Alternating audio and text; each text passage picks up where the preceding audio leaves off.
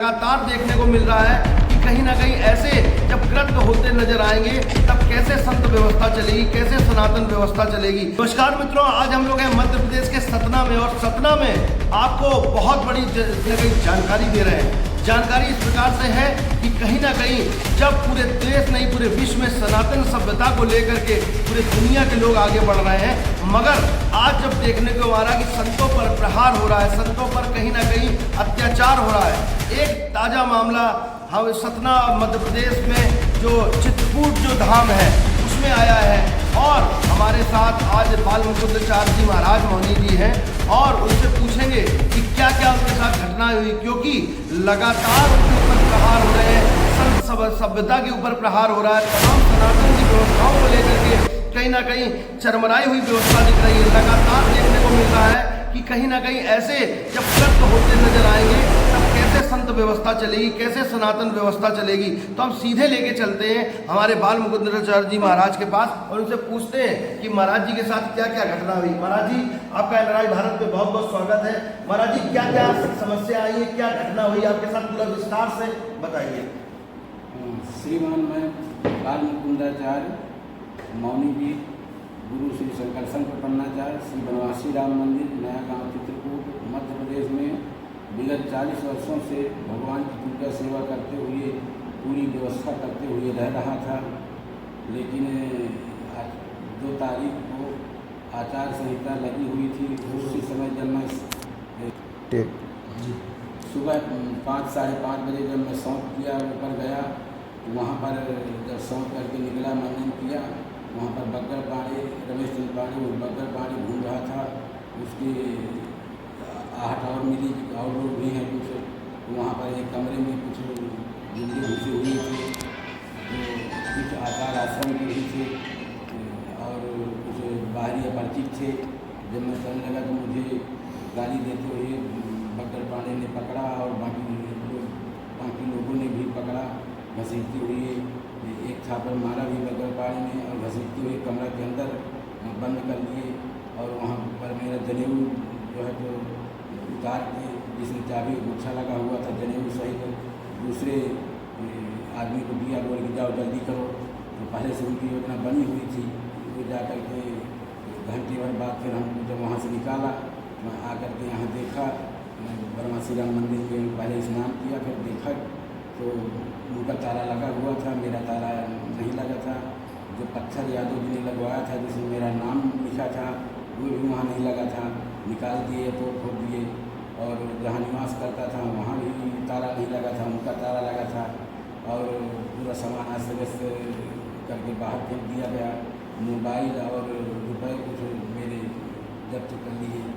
और जब और मुझसे कहा कि जाओ यहाँ से जाओ, यहाँ नहीं, तुमको नहीं रहना है, तुम जाओ यहाँ से। ऐसा करके बाहर कर दिए, जिसमें बहुत से असामाजिक तत्व थे। राजेंद्र त्रिपाठी, मुन्नालाल मिश्रा, रामवीरेंद्र मिश्रा, बग्गर पाणी, राजकुमार गौतम पुजारी,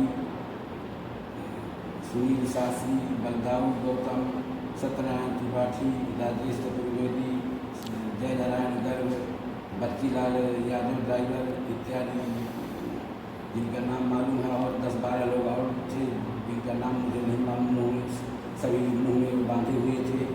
और इस प्रकार से उस दिन घटना हुई। 2 तारीख की जब आचार संहिता लगी हुई थी, तो इस प्रकार से धर्मनगरी चित्रकूट में संतों के साथ अन्याय किया जा रहा है। और जैसे बगल में मालाधारी आश्रम था जिसके महंत बाम शरणदास से, तो उनका भी आश्रम पूरा तोड़ फोड़ करके और छीन करके जो है वहाँ होटल का इलाज का निर्माण किया जा रहा है। महाराज जी, एक प्रश्न, इनके पीछे कौन लोग हैं और क्यों ऐसे आपके ऊपर अत्याचार किया जा रहा है और संत परंपरा को बिगाड़ा जा रहा है? हाँ, ये आचार आश्रम के महंत श्री बद्री प्रपन्नाचार्य, उन्हीं की सह से सब ये हुआ है और उन्हीं ने ये सब कराया है। महाराज जी, देखा जाता है बड़ा उनका नाम है, बड़े उनके आश्रम हैं, तमाम लोग उनके अनुयायी है, फिर आपके पीछे वो क्यों पड़े इस तरह से? आप सीधे साधे संत हैं, आपके ऊपर कैसे क्यों उनके अत्याचार कर रहे हो? हाँ, वो दान पत्र जबरन 8 साल से रखाए हुए थे। उसका जब पहले 15,000 रुपये महीना देने को बोले थे, वो भी नहीं दिए, एक भी रुपये नहीं दिया। और 11,560 रुपये का मैंने बिल बना के दिया था मासिक खर्च का, वो भी नहीं दिया गया। और जब फिर बाद में मैंने विरोध यादव जी के धर्मपत्नी पुत्रों ने मुझे दान रूप में स्थान दिया बनवासी राम मंदिर, तो उनकी धर्मपत्नी ने कहा कि उनका वहाँ कोई अधिकार नहीं है कि वहाँ दान पत्र रखे, तुमको अधिकार है, तुम पुजारी हो, तुम मंदिर की पूरी व्यवस्था करते हो, बाबूजी तुमको मंदिर सौंप के गए हैं, तो तुम वहाँ दान पत्र रखा सकते हो, उनका कोई अधिकार नहीं है। जब ऐसा मुझे मालूम पड़ा, तब से मैंने विरोध प्रारंभ कर दिया। और 3 महीना पहले मार्च में एक शिकायत दिया थाने में टीआई को, टीआई के यहाँ रजिस्ट्री द्वारा, और वहाँ कलेक्टर के पास रजिस्ट्री द्वारा शिकायत भेजा था। बाद में फिर जब ये 28/5/2024 को एक लिखित शिकायत फिर थाने में जाके दिया। जब जबरन बद्री बन्नाचार्य ने अपने वहाँ के पुजारियों को यहाँ पुजारी बना करके भेजा, तो जबरन मेरे मंदिर में घुस गए, पूजा किए, और उसमें भी कई लोग थे सभा आश्रम के, तो उनकी शिकायत किया। तो फिर शिकायत के बाद हाई कोर्ट में पिटीशन द्वारा वो हुआ, वहाँ से आदेश हुआ जांच के लिए टीआई के लिए, वो जो है तो कोई कार्रवाई नहीं की है, सब मिली भगत मालूम पड़ती है। पटवारी तहसीलदार थानेदार सब वहीं रहते हैं आचार आश्रम में। महाराज जी, ये जानकारी मिल रही है कि रहते तो हैं, बता रहे हैं वहाँ तमाम और भी कृत्य होते हैं, जैसे गर्ल्स हॉस्टल वहाँ पर चलाया जाता है अवैध तरीके से, होटल चलाए जा रहे हैं अवैध तरीके से, पूंजीपतियों का साथ लिया जा रहा है, मुंबई से पूंजीपति लोग आ रहे हैं, उनका साथ लिया जा रहा है, और कहीं ना कहीं सरकार के कुछ बड़े नेता भी इसमें कहीं ना कहीं इन्वॉल्व हैं। तो क्या क्या बताने, पूरी जानकारी दर्शकों को दीजिए।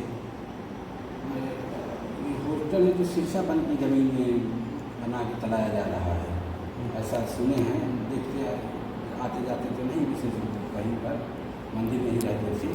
और पूंजीपति यहाँ आते हैं, जैसे अनिल देशमुख कुछ दिन आए हुए थे, उनके साथ में कामती जी भी थे, राजेश शर्मा जी भी थे, ये लोग गए हुए थे। उन्हीं के सामने श्री बद्री बन्नाचार्य ने भोले पुजारी को कहा कि तुम यहाँ के पुजारी हो, और जो है तो तुमको यहाँ 24 घंटे रहना चाहिए, जबकि मैं 40 साल से पूजा कर रहा था। मेरी अवहेलना करते हुए उन लोगों के सामने ऐसा कहा, तो फिर मैंने देशमुख से कहा कि जो है तो मैं 40 साल से यहाँ पूजा सेवा कर रहा हूँ, मंदिर भी मुझे दान रूप में मिल गया है, ये जबरन अपना पुजारी यहाँ नियुक्त कर रहे हैं, ये जबरन मुझसे स्थान छीनना चाहते हैं, ऐसा मैं भी बोला था।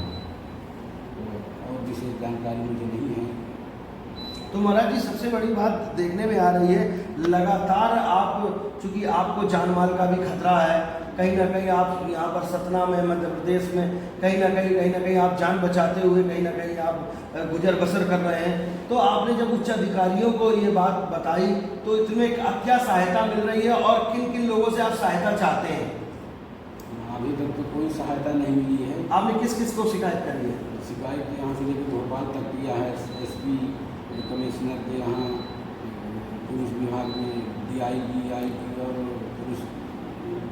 पुलिस मुख्यालय भोपाल, ये सब जगह रजिस्ट्री भेजा है, शिकायत किया है, लेकिन अभी कोई सुनवाई नहीं हुई। तो आप जैसे आप मध्य प्रदेश सरकार से और केंद्र सरकार से क्या मांग करते हैं, क्या कहना चाहेंगे? हाँ, मेरी मांग है कि अपराधियों को उचित दंड, उनके साथ प्राथमिकी दर्ज की जाए, उनको दंडात्मक कार्रवाई की जाए, जिससे भविष्य में अन्य संतों के साथ ऐसा न किया जा सके जैसा मेरे साथ हुआ है। मोदी सरकार लगातार संतों को बढ़ावा देने का काम कर रही है, कहीं ना कहीं संतों के माध्यम से सनातन को व्यवस्था बढ़ाने का काम कर रही है, तो आप मोदी जी से क्या अपील करेंगे? यही अपील करेंगे कि जो है तो न्याय दिलाएं, जो अन्याय हो रहा है मेरे साथ में, और उनको दंड मिले जो ऐसा अन्याय कर रहे हैं, जिससे उनको भी सीख मिले कि अन्याय करना ठीक नहीं है। तो साफ तौर से देखने को मिल रहा है कि बाल मुकुंदाचार्य जी लगातार भयभीत हैं, परेशान हैं, अपनी बात को सहजता से कह पा रहे हैं और कुछ बातों को कहीं ना कहीं परेशान दिख रहे हैं। और देखने वाली बात ये है कि लगातार ऐसे संत महात्माओं को उनके ऊपर टारगेट किया जा रहा है। कुछ पूंजीपति मिलकर के टारगेट करने का काम कर रहे हैं। उनको कहीं ना कहीं जब वो भगवान की सेवा कर रहे हैं, वो कहीं ना कहीं अपने मंदिर में सेवा करने का काम कर रहे हैं, उनको भी वहाँ से हटाया जा रहा है। एक संत आश्रम को व्यापार की तरह बनाया जा रहा है। जानकारी यहाँ तक मिल रही है कि शासन प्रशासन, लोकल जो प्रशासन है, वह पुलिस वाले हैं, थाने स्तर के लोग हैं, वहाँ पर आश्रमों में वो रहते हैं, वहीं खाते हैं, वहीं पीते हैं।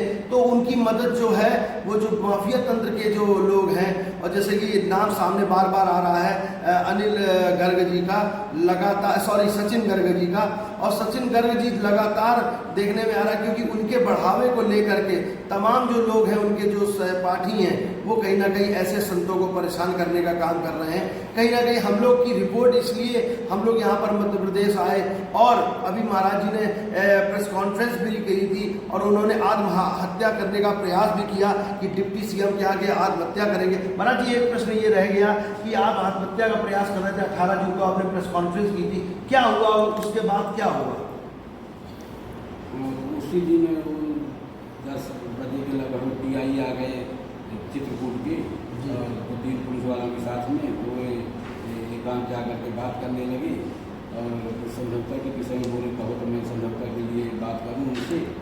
तो इस विषय चर्चा करने लगे, घंटों लगभग बैठे रहे, तो फिर उधर का कार्यक्रम मुझे रद्द करना पड़ा, छोड़ना पड़ा, और इसके बाद तो फिर कुछ नहीं आया। तो कहीं ना कहीं प्रशासन जब ये आत्महत्या के लिए हुआ, प्रयास करने के लिए जब वो जाने लगे कि हम जाके वहाँ पर आत्महत्या करेंगे, 18 तारीख को प्रेस कॉन्फ्रेंस करी, मगर जब उनको जाने नहीं दिया, यहाँ पर लोकल का शासन प्रशासन, पुलिस वाले यहाँ पर आ गए, TI स्तर के जो अधिकारी यहाँ पर आ गए, और महाराज जी को यहीं पर रोक दिया गया कि यहाँ से जाने नहीं दिया गया, और डिप्टी सीएम का जो घर था उसको छावनी की तरह बदल दिया गया। कहीं ना कहीं लोकतंत्र पे सीधा सीधा प्रहार है, और कहीं ना कहीं ऐसे संतों महात्माओं को जब कहीं ना कहीं सीधा प्रहार करेंगे तो सनातन व्यवस्था कैसे बचेगी। और मोदी जी और केंद्र सरकार का सीधा कहना है, उसके बावजूद भी ऐसे कृत्य हो रहे हैं। कहीं ना कहीं दर्शकों को इस बात को भी समझना चाहिए, सनातन पे प्रहार, हर एक व्यक्ति जब ये इस मामले में आवाज़ उठाएगा, कहीं ना कहीं जब NRI भारत इन मुद्दों को उठाता है, तो हमारे दर्शकों को भी हमारा साथ देना बनता है। जब साथ देंगे तभी ऐसे संत परंपरा को हम लोग बचा सकेंगे, और हमारा चैनल पूरा भरसक प्रयास करता है कि ऐसी संत व्यवस्था को, सनातन व्यवस्था को बचाने के लिए हर संभव हम लोग प्रयास करेंगे, चाहे उसमें कोई भी आँच आए, चाहे वो कोई भी अड़ंगा है। ऐसी खबरों को देखने के लिए बने रहिए NRI भारत के साथ। मैं अक्षांश चतुर्वेदी, मध्य प्रदेश, सतना। हाँ, माननीय हाई कोर्ट ये रिट पिटीशन 13,359 के तहत TI दरोगा को, थानेदार को आदेशित किया गया था कि इसकी जांच करके उचित दंडात्मक कार्रवाई करें। तो अभी तक कुछ समझ में नहीं आ रहा है क्या करें, और यहाँ से लेकर भोपाल तक तमाम रजिस्ट्रियाँ की। तो साफ तौर से कोर्ट की भी अवहेलना की जा रही है, जबकि पिटीशन दाखिल की गई, मगर उस कोर्ट की भी जब कागज यहाँ पर आया, उसकी भी अवहेलना की जा रही। कोई कार्यक्रम पर रोक नहीं की जा रही, अपनी व्यवस्थाओं से आश्रम को कब्जा किया जा रहा है, और कहीं ना कहीं शासन प्रशासन में रजिस्ट्री की गई, कागज भी भेजा गया, मगर अभी तक कोई सुनवाई नहीं है। कोई पत्र के माध्यम से, ना लिखित पत्र के माध्यम से कोई सुनवाई नहीं हो रही। तो कहीं ना कहीं जब चौथा स्तंभ इस मामले पर खड़ा होगा, और NRI भारत इस मामले को जोर शोर से उठा रहा है, तो आप लोगों का साथ देना बनता है। ऐसी खबरों को देखने के लिए बन रही है NRI भारत।